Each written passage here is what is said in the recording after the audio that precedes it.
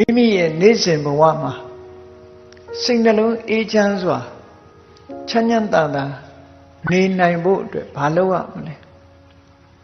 ချမ်းချမ်းသာသာနေဖို့အတွက်ဘာနဲ့နေရလူလောကဆိုတာသာဝနေတွေနဲ့တောကတွေရှိတယ်သားရည်သမီးရည်ဆိုတာလို့စိတ်ပူရတဲ့အချက်တွေအများကြီးရှိတယ်အဲ့ဒီလိုစိတ်ပူပြီးတော့နေတဲ့လောကကြီးထဲမှာစိတ်အေးချမ်းသာစွာဘယ်ပုံနေမလဲလို့ဆိုမြတ်စွာဘုရားရဲ့ခုံကိုအာယုံပြုပြီးတော့နေမယ်မြတ်စွာဘုရားရဲ့ခုံတွေကျေးဇူးတွေဘုရားဆိုတာနော်မဟုတ်တာဘယ်တော့မှမလုပ်ဘူးစိတ်ကြွယ်ရမှတောင်မကောင်းမှုမလုပ်ဘူးဆိုတဲ့အရဟံဆိုတဲ့ခုံတော်တွေတရားဓမ္မကိုမှန်ကန်ကိုယ်တိုင်သိတယ်ဆိုတဲ့သမ္မာသမ္ဗုဒ္ဓခုံတော်တွေအသိဉာဏ်နဲ့အကျင့်စရဏဝိဇ္ဇာစရဏနဲ့ပြည့်စုံတယ်ဆိုတဲ့ခုံတော်တွေဖရာခုံတော်တွေကို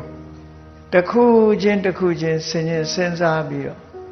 နေမယ်ဆိုလို့ရှိရင်စိတ်ပူလောင်မှုတွေတည်ငါအားဖြင့်အငြိမ့်သွားကြမှာဖြစ်တယ်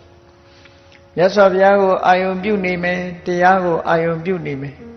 တန်ခါကုံကိုအာယုံပြုနေမယ်ဖရာတရားတန်ခါထဲမှာစိတ်ကိုနှစ်မြုပ်ပြီးနေမယ်ဆိုလို့ရှိရင်ခန္ဓာကစောင့်စည်းမှုအပြင်စိတ်အေးနှလုံးအေးချမ်းစွာစိတ်အေးလက်အေးအခုလိုဘဝမှာနေမယ်ဆိုလို့ရှိရင်ဒီဘဝမှာလည်းချမ်းချမ်းသာသာဖြစ်လို့မြတ်စွာဘုရားရဲ့ဂုဏ်ကိုအာယုံပြုနေတဲ့အချိန်မှာတရားဂုဏ်ကိုအာယုံပြုနေတဲ့အချိန်မှာသံဃာဂုဏ်ကိုအာယုံပြုနေတဲ့အချိန်မှာ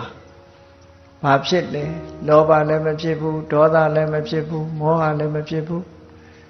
ဘုရားဂုဏ်တရားဂုဏ်သံဃာဂုဏ်ထဲမှာစိတ်လေးဟာတည်ငြိမ်ပြီးတော့နေသွားခုခေတ်ပြောတာလို့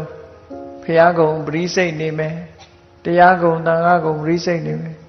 ဘုရားတရားတန်ခါကိုအာယုံပြုနေခြင်းအပြင်စိတ်နှလုံးအေးချမ်းမှုရရှိနိုင်တယ်လို့ဒီလိုဆိုလို့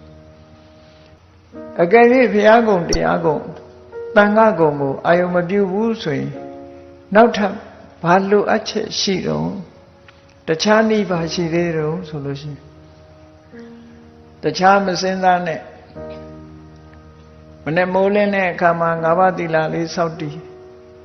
ညရောက်တဲ့အခါကျတော့ပြန်စင်စားဒီနေ့ငါသက်ရှိတ attva ပဲတ attva များတတ်မိသလဲမတတ်မိဘူး၅ပါးသီလပြည့်စုံတယ်ဆိုရင်ကိုယ်သီလလေးကိုတမိုးထားပြီးငါဟာဒီကနေ့ယဟနာပုဂ္ဂိုလ်တွေနေနီးကားနဲ့ငါ